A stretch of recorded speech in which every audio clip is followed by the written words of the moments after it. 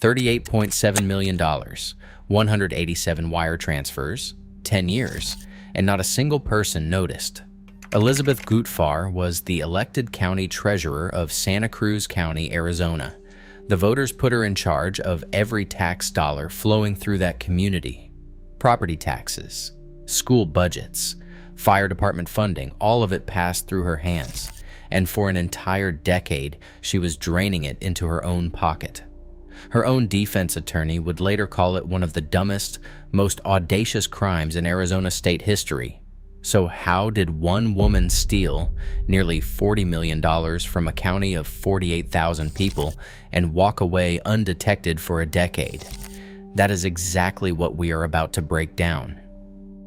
Santa Cruz County sits on the Arizona and Mexico border.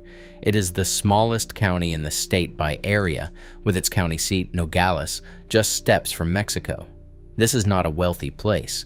The median household income hovers around $53,000. More than 1 in 5 residents live below the poverty line. Nearly 1 in 4 children grow up in poverty. Schools need repairs they cannot afford. The Rio Rico Fire District operates with an aging fleet of brush trucks in a region prone to wildland fires. Into this community steps Elizabeth Gutfahr. She takes office as county treasurer in 2012. It is an elected position. The voters chose her, and they would keep choosing her year after year, all the way through 2024. Think about what that title means. County treasurer. She was the custodian of every dollar the community had. And here is the detail that should send a chill down your spine. According to her own defense attorney, Gutfahr had no formal training in finance. He wrote in court documents that she never should have become the treasurer. He described her as someone with no real business experience or training in finance who was elected to run the county treasury. The community trusted the title. Nobody questioned the person behind it. And that trust is exactly what she exploited. Starting in 2014, Gutfahr began wiring county funds out of the official Santa Cruz County bank account, not into another government account, into accounts held by companies she had personally created. Shell companies, businesses that performed no legitimate work. They existed for one reason only, to receive stolen public money. From those fake business accounts, she moved the funds into her personal accounts at Wells Fargo and Bank of Montreal. But here is the part that reveals how brazen this really was. The county's wire transfer system had a 2-step approval process. One person initiates the transfer. A different person approves it. A basic safeguard designed to prevent exactly this kind of theft. Gutfahr bypassed it entirely.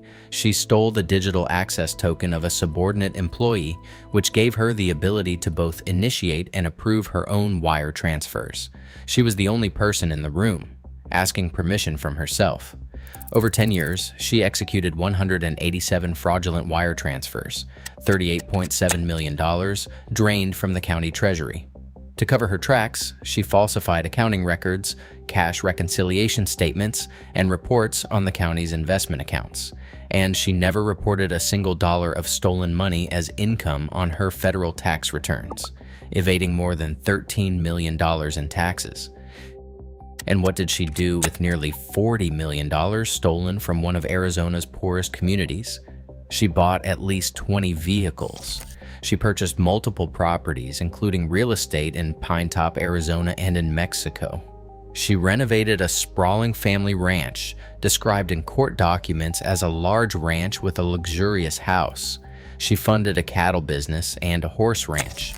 She paid for her son's wedding gift and hosted her daughter's wedding at the ranch. Luxury clothing, travel to Mexico. Let that contrast sit with you.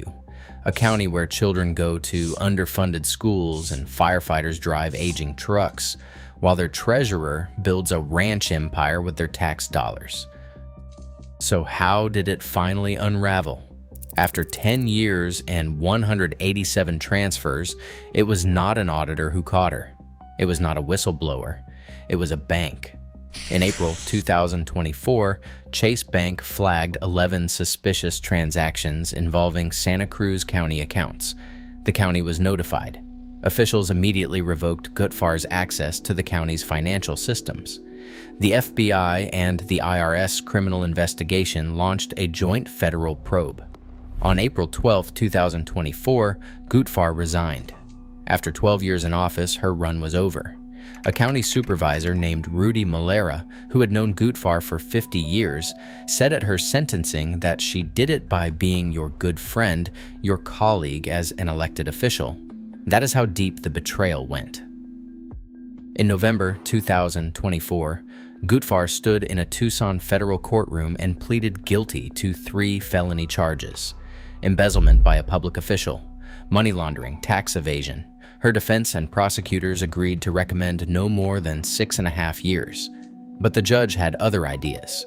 On June 23, 2025, United States District Judge Rosemary Marquez applied aggravating factors and sentenced Gutfahr to 10 years in federal prison, 120 months, plus 3 years of supervised release, and a restitution order of approximately $51.8 million, payable to Santa Cruz County and the United States Treasury.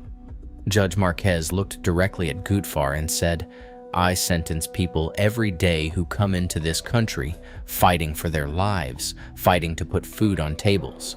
You do not have that. You are a United States citizen. You had employment. There is nothing here." Gutfahr apologized to the people of Santa Cruz County. Prosecutors were blunt. Do not believe this was a simple mistake.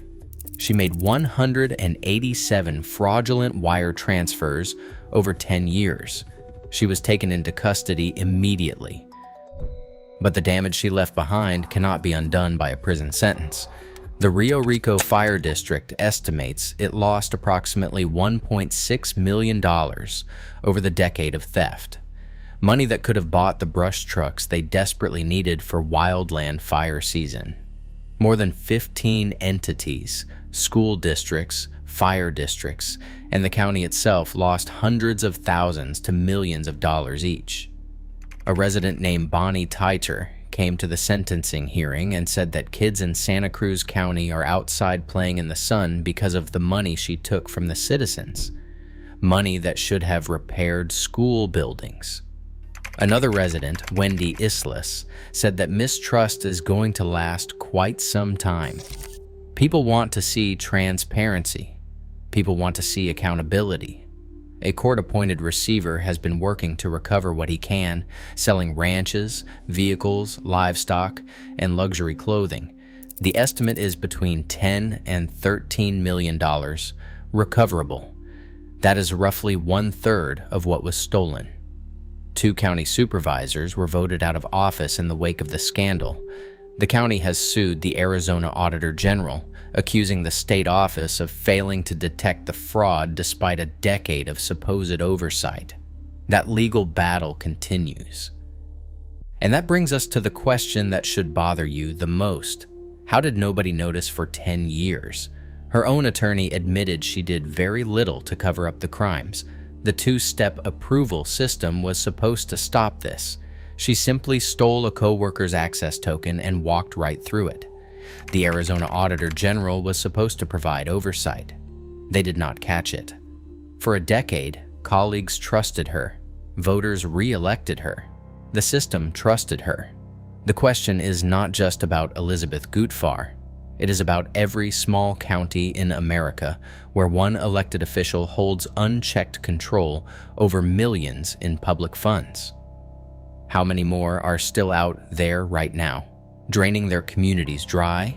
$38.7 million, 187 wire transfers, 20 vehicles, 1 county treasurer. A decade of theft that gutted a community's schools, fire departments, and trust in government. Elizabeth Gutfahr is serving 10 years in federal prison. The county she stole from is still trying to recover, financially and emotionally. If you think corruption only happens in Washington, think again. Sometimes the biggest thieves are the ones sitting in the smallest offices.